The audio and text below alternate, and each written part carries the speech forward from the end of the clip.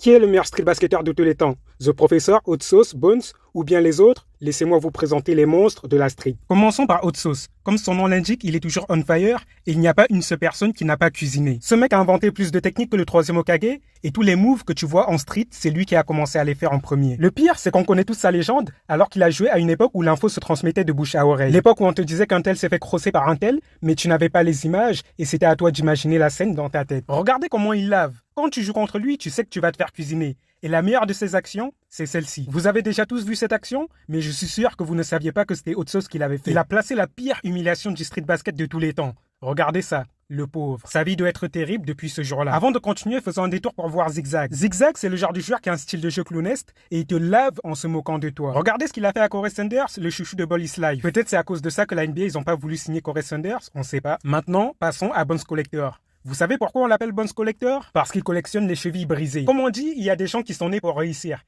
De cette même manière, il y a des gens qui sont nés pour laver. Regardez ce qu'il va faire à ce Chinois.